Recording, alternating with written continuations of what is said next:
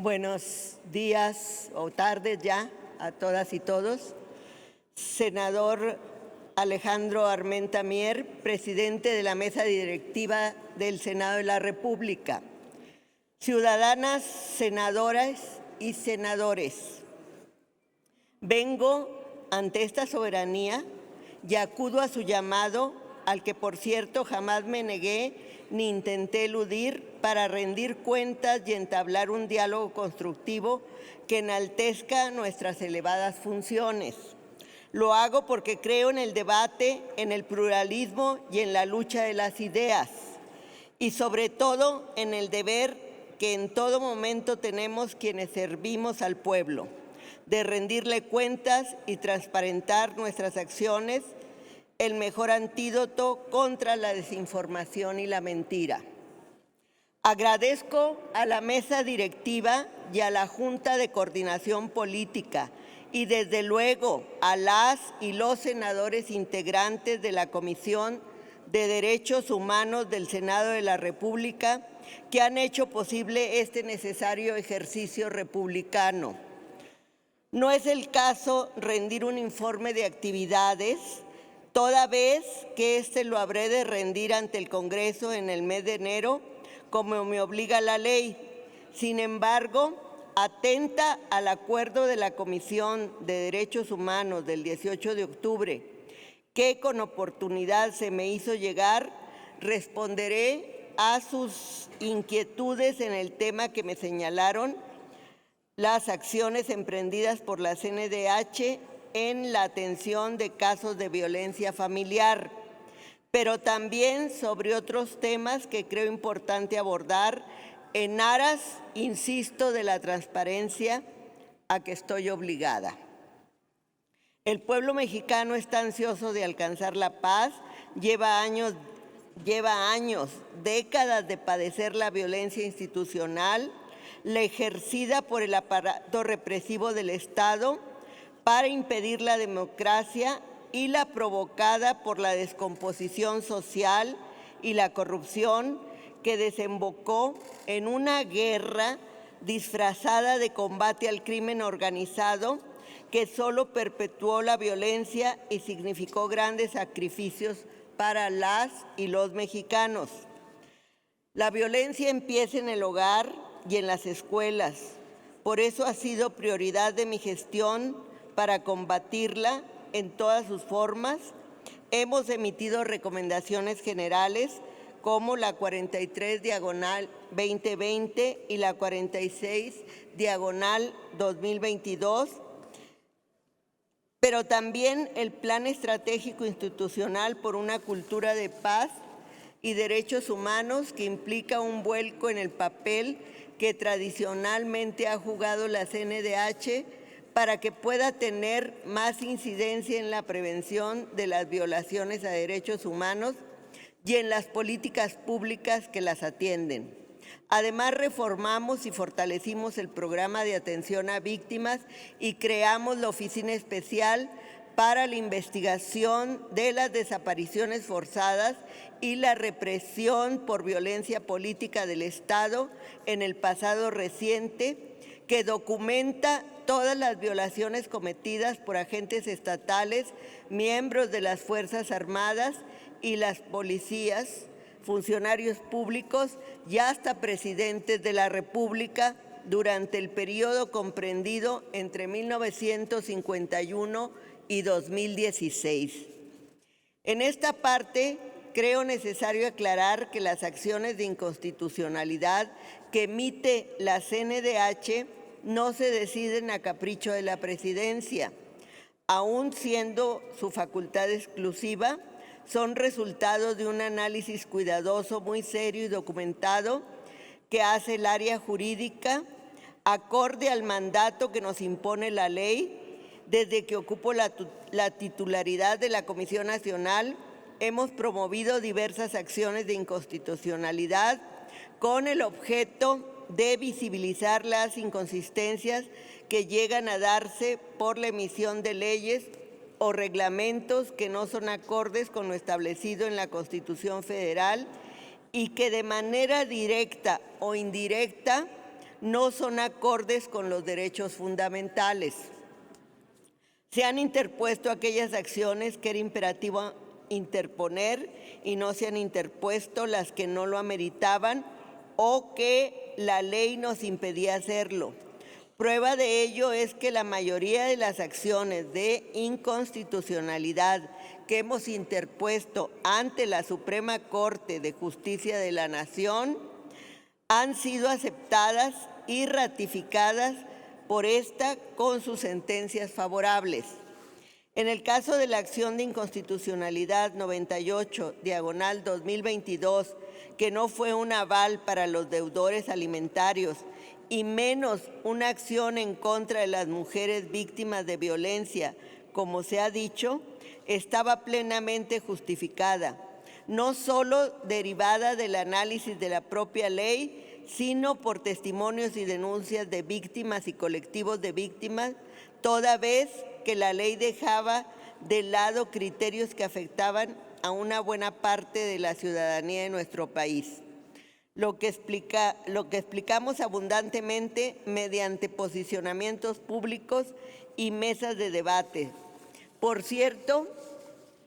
que esas víctimas, algunas de las cuales o sus representantes nos acompañan hoy aquí, no han sido escuchadas por ustedes ni por la Suprema Corte de Justicia. Y esta es una buena oportunidad para reiterar nuestro llamado a que atiendan sus argumentos, escúchenlas como lo hicimos nosotros. Porque nuestra acción de inconstitucionalidad, subrayo, fue producto del diálogo que sostuve con ellas y con diversas colectivas y colectivos feministas y de defensa de los derechos de la niñez, de tal manera que recoge las visiones e inquietudes de ciudadanas y ciudadanos, a quienes, por cierto, estamos atendiendo en sus quejas, al igual que se han atendido todas las quejas de la violencia familiar en la CNDH. Lo anterior no significa que la comisión defienda o tome alguna postura respecto a las obligaciones que él o la candidata a que se refiere la ley pueda tener en relación a las obligaciones con sus descendientes o ascendientes, ya que para garantizar esta obligación existe legislación en la cual se establecen los procedimientos jurisdiccionales correspondientes y de manera totalmente independiente a lo que se argumenta en la acción promovida por la comisión. La CNDH está lejos de alentar el incumplimiento de las obligaciones alimentarias. Su fin es garantizar el derecho a la igualdad para acceder a diversos cargos, atendiendo a lo establecido en la forma fundamental y a los elementos objetivos sin involucrarse en los procesos o juicios en los que participe el interesado, siempre que no afecten derechos fundamentales, como es el caso. A la luz de los instrumentos internacionales como la Convención Americana sobre Derechos Humanos y el Pacto Internacional de Derechos Civiles y Políticos, consideramos que solicitar no ser deudor moroso puede resultar en una alternativa peligrosa para exigir el cumplimiento de las obligaciones referidas, ya que dicho requisito transgrede múltiples derechos de la persona deudora,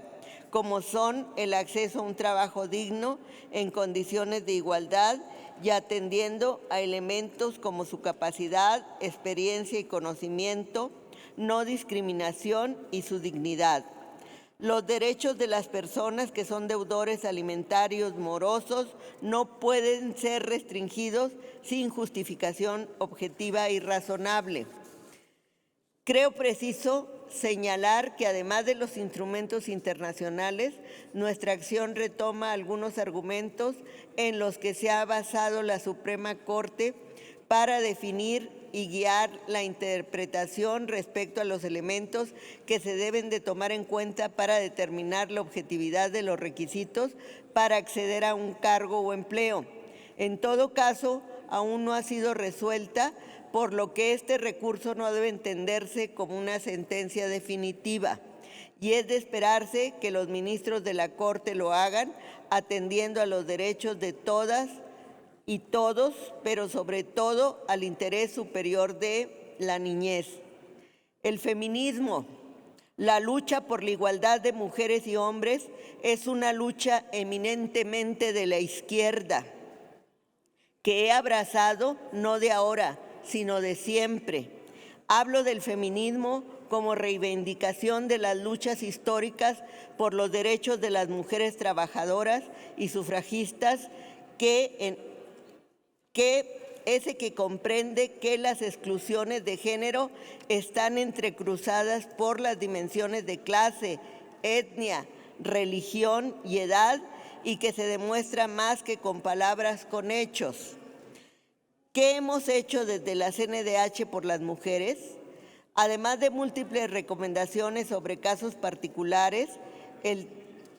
13 en 2020, 5 en 2021 y 72 en 2022.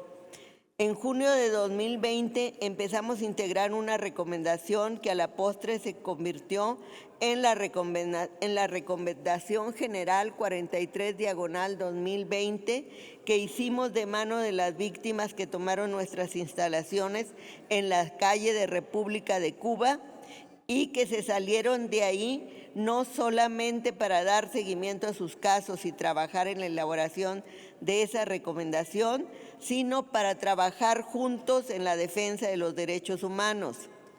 De las recomendaciones particulares me permito mencionar la recomendación 28/2022 dirigida al gobernador de Oaxaca y a la Fiscalía General del Estado de Oaxaca con motivo del ataque con ácido que sufrió una mujer el 9 de septiembre de 2019, ataque que generó profundas lesiones en gran parte del rostro y el cuerpo. Un caso que trascendió en diversos medios de comunicación y la sociedad mexicana, por cuyo cumplimiento cabal seguimos trabajando de la mano de la víctima. Me permito destacar también la recomendación 118/2022, misma que da cuenta de la lamentable situación por la que atravesó en 2018 una joven de 27 años, quien requería el retiro del dispositivo intrauterino DIU traslocado, el cual se realizó sin practicarle rayos X y un ultrasonido para advertir el daño y la infección generalizada que tenía, situación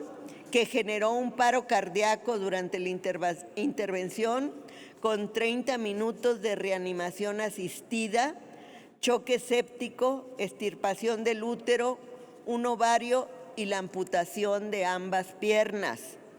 Respecto de la Recomendación General 43 sobre violación al acceso a la justicia e insuficiencia en la aplicación de políticas públicas en la prevención, atención, sanción y reparación integral del daño a personas víctimas directas e indirectas de feminicidios y otras violencias, quiero decir que a efecto de garantizar que los puntos recomendatorios sean implementados por las instituciones responsables, creamos un mecanismo especial de seguimiento mediante el cual convocamos a diferentes autoridades federales y estatales el 10 de agosto pasado para entablar con ellas un frente de acción común en defensa de las mujeres. A partir de ello, la Comisión Nacional realizó 369 requerimientos de información a las autoridades recomendadas, sugiriendo pruebas de cumplimiento a efecto de impactar positivamente en el cumplimiento del instrumento recomendatorio.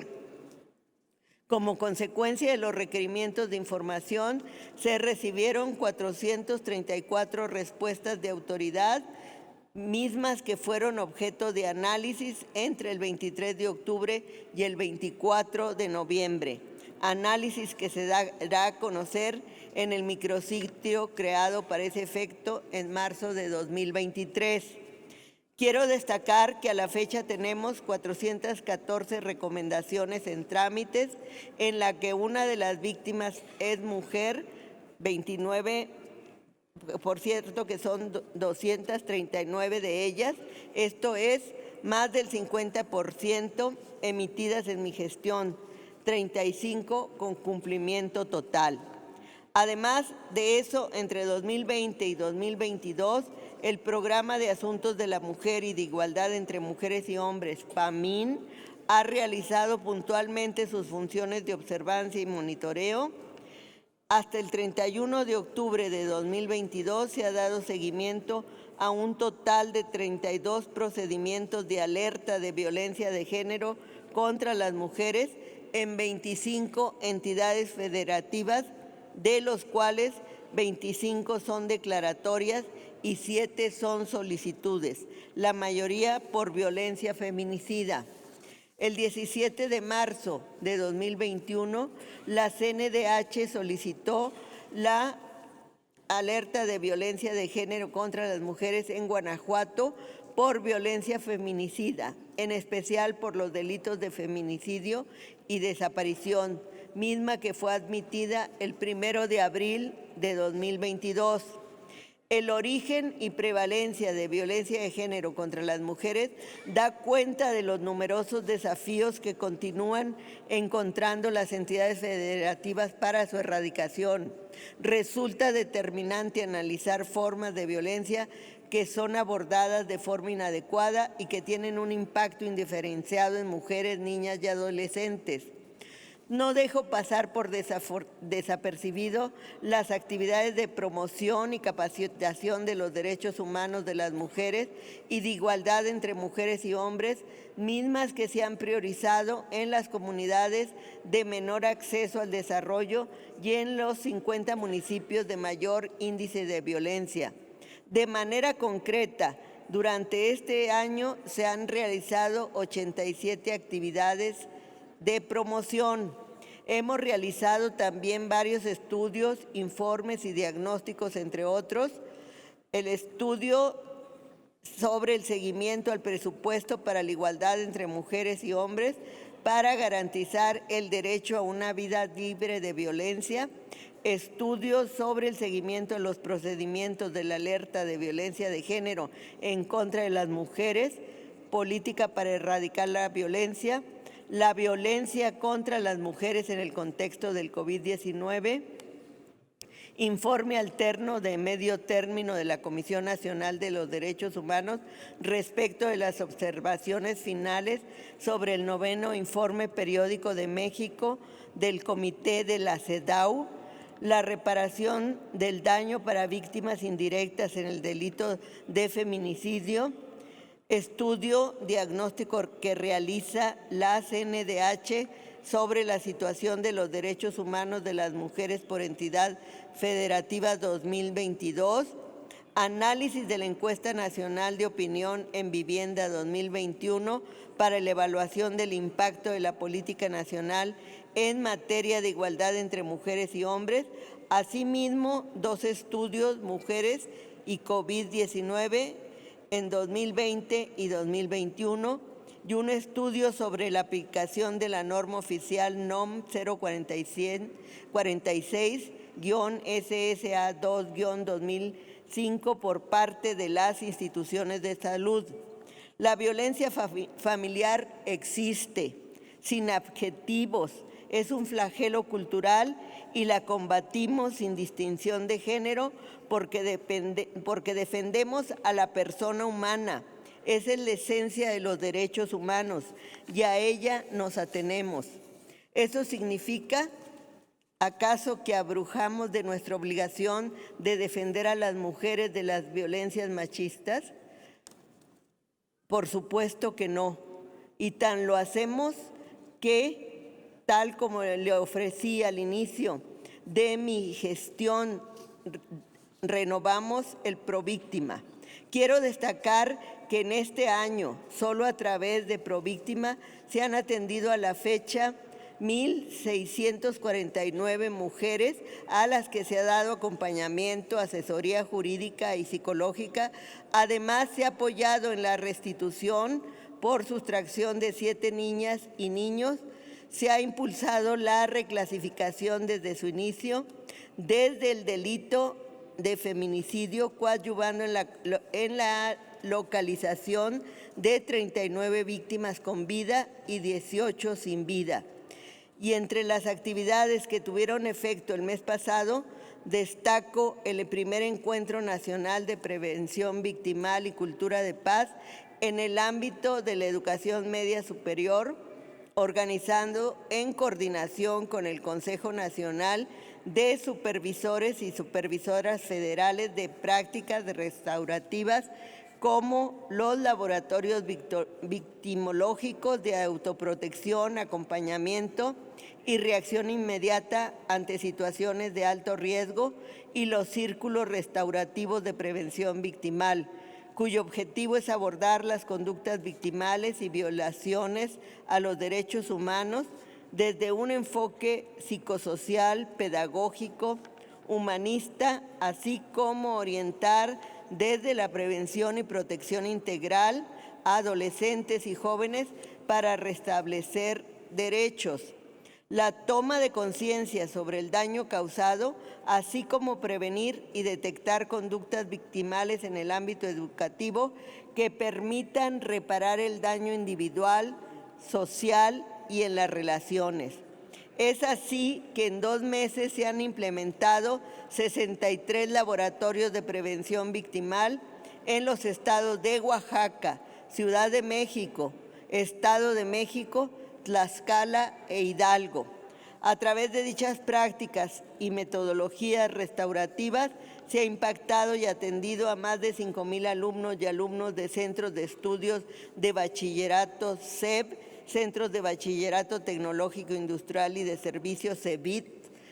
centros de bachillerato tecnológico y agropecuario CEBETA y universidades politécnicas y tecnológicas. Derivado de lo anterior, se suman 135 círculos restaurativos en espacios educativos en los que se abordan las conductas victimales y conflictos desde un enfoque de derechos humanos, psicosocial, pedagógico, afectivos y otras disciplinas relacionadas con la familia y sus comunidades. Quiero abordar brevemente lo que ha hecho posible que trabajemos así y que tengamos estos resultados: la situación presupuestal y laboral que tenemos en la CNDH. Hay quien dice que la austeridad no necesariamente está asociada con mejores resultados. Nosotros no solo lo creemos firmemente, sino que lo practicamos, y para ello impulsamos una profunda reforma en la normativa y en la estructura que nos ha permitido reorientar los recursos humanos y materiales de manera que podamos cumplir a cabalidad con nuestra misión constitucional, atender con mayor oportunidad a las víctimas y presuntas víctimas y reducir los tiempos de respuesta. Esto tiene que ver con diagnósticos previos, adicional a los que hemos hecho en mi administración, realizados por organismos internacionales y organizaciones civiles, tanto nacionales como internacionales, que documentaron lo altamente oneroso del trabajo de la CNDH, que hacía la oficina del Ombudsman más costosa de América Latina, más aún que la Corte Interamericana de los Derechos Humanos, y una de las más costosas del mundo, agravado con el hecho de que era la misma instancia con los resultados más pobres.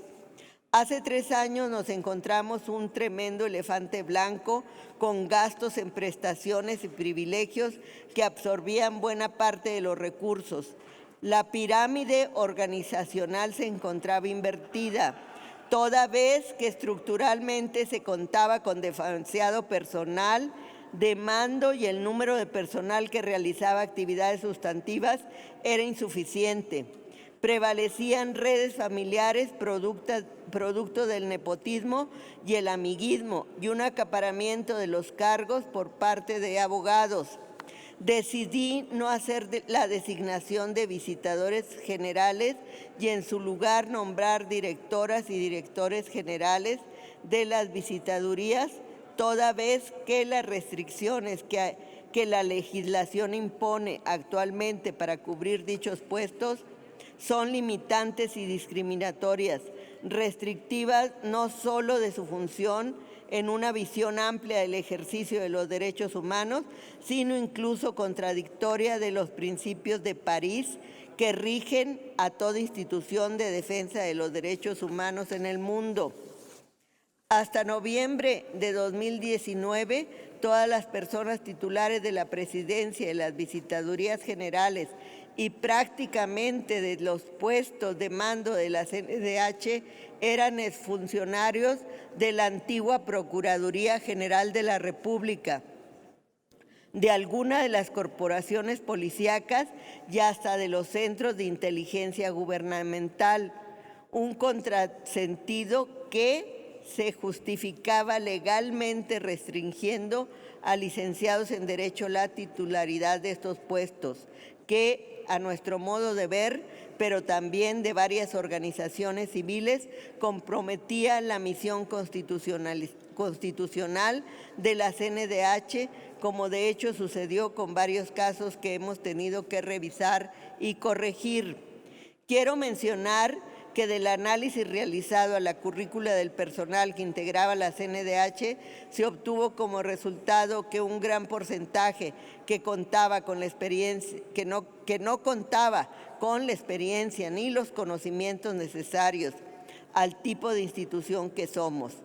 De hecho, desde 2012 se tenían recomendaciones de la Auditoría Superior de la Federación a este respecto y de la Red Global de Instituciones Nacionales de Derechos Humanos, la GANRI. Advirtió desde 2016 sobre la necesidad de mejorar nuestros procedimientos internos. Hoy, gracias a las reformas que impulsamos, se ha reducido notablemente el rezago, a pesar de que tenemos el mayor número histórico de quejas, que solo al 31 de octubre sumaban ya 60,456. Se han logrado reducir también los tiempos de emisión de recomendaciones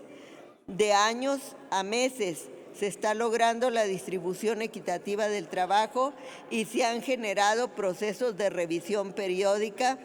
y evaluación de resultados que no permiten medir continuamente la eficacia en el cumplimiento de nuestras tareas. Hemos creado un sistema de reclutamiento y profesionalización ejemplar, gracias al cual hoy todo el personal de nuevo ingreso debe pasar por una evaluación y el personal de mando debe cumplir con la obligación de presentar un plan de trabajo evaluable a los 3 meses de su contratación, lo que nos ha permitido eliminar el amiguismo y las recomendaciones en el reclutamiento del personal, pero también fortalecer el trabajo, el desempeño ético y la superación profesional como condición para mantenerlo. En la actualidad, el clima laboral que se vive al interior de la comisión y la actuación de todo el personal están regidos por nuestro plan de erradicación de todas las formas de violencia y corrupción que sometimos a la aprobación del Consejo Consultivo en julio de 2021. Además de eso, actualizamos el Código de Ética y fortalecimos el Comité de Ética, que es el responsable de cuidar que no se violen los derechos humanos al interior de la comisión,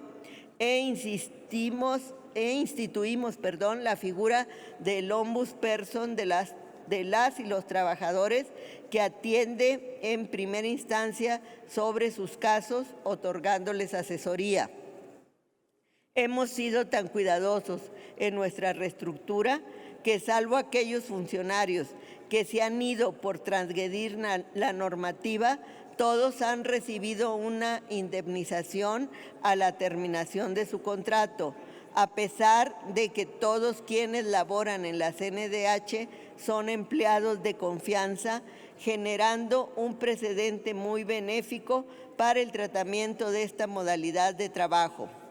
Por lo demás, hemos mejorado las condiciones salariales del personal sustantivo y de los niveles en quienes recae el mayor peso del trabajo, que por años mantuvieron salarios notoriamente reducidos en comparación con el de los altos mandos. A estos últimos, en cambio, les congelamos los salarios desde el año 2020, incluida a una servidora, a la presidenta, desde luego con sueldos por debajo del presidente de la República, y para el año 2023 hemos programado un incremento más en los salarios de los mandos medios y de los profesionales y operativos, así como los visitadores adjuntos, y una reducción del 5% de los altos mandos. Se eliminaron los viajes al extranjero, los seguros de gastos médicos y los viáticos de los altos mandos. También los celulares de uso personal, los guardaespaldas y la chef exclusiva y las 3 camionetas de lujo blindadas que estaban a disposición de la presidencia. Se sustituyeron por una camioneta sin blindaje ni lujos. Quiero destacar que en comparación con el presupuesto que se tenía al final de la anterior gestión, esto es en 2019, este año 2022 se observó una reducción de 8.2% en términos reales, y con esos recursos tenemos una CNDH mucho más productiva que al 31 de octubre. Alcanzó el número de 506 recomendaciones emitidas, mucho más del número de las que se emitieron en todos los 5 años de gestión anterior, que fueron 449.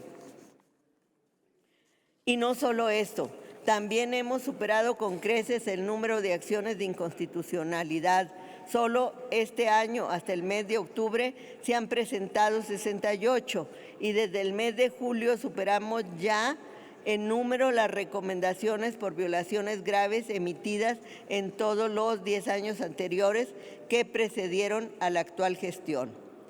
Es decir, que mientras entre 2012 y 2019 se emitieron 35 de estas recomendaciones, en lo que va de mi gestión se han emitido 47 recomendaciones por violaciones graves y algunas derivadas de quejas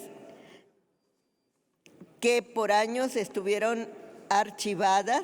Y un dato importante que quiero destacar es que mientras en el periodo 2012-2019 se registraron 118 expedientes por violaciones graves, entre 2020 y 2022 solo se han registrado 45, y esto es 62% menos, mientras que las recomendaciones en este rubro han crecido 34% en comparación con el pasado. Y todo esto, repito, gracias en gran medida a la reorientación del gasto, a que más recursos se destinan hoy al trabajo sustantivo, a la atención de quejas, a la investigación de violaciones a derechos humanos y a la emisión de recomendaciones y su seguimiento. Y lo ejemplifico: mientras en 2018 se destinaba el 51% del presupuesto a actividades de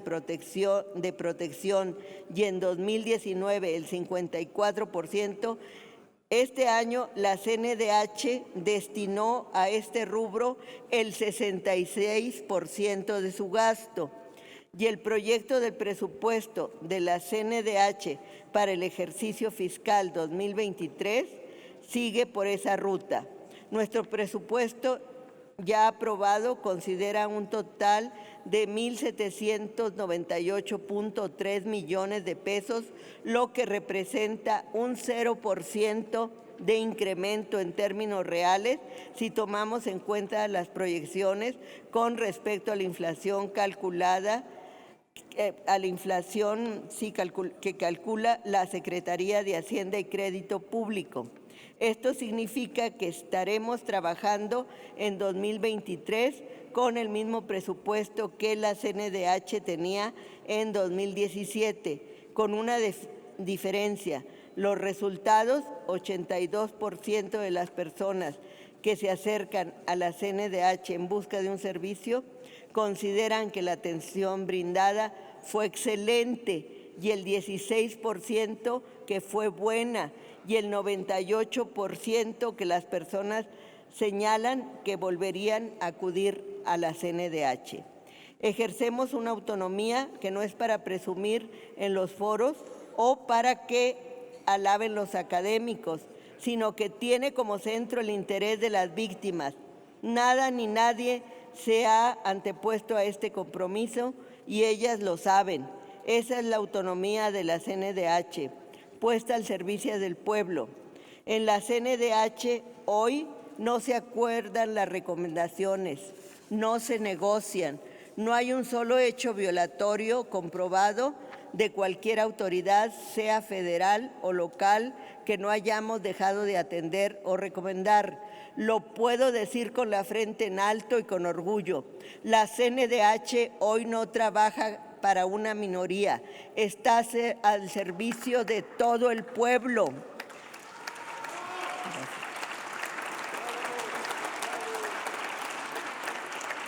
Aunque por ello tengamos que pagar el costo. Ciudadanas senadoras y ciudadanos senadores, muchos de los que nos cuestionan, criticaban a la CNDH justamente por no hacer lo que hoy estamos haciendo. La realidad es que ahora la CNDH es una institución más eficiente, menos onerosa para el pueblo y con más resultado. También es más plural e incluyente en su composición, representativa de los diferentes sectores de la sociedad y sin burocracia. La Procuraduría General de la República y el Instituto de Investigaciones Jurídicas de la UNAM han dejado de ser los centros de reclutamiento del personal y los altos mandos los ocupan egresados y académicos de universidades de todo el país, garantizando desde luego la paridad de género, ya que a la fecha son 51.3% del total de la plantilla y 56% de los mandos superiores.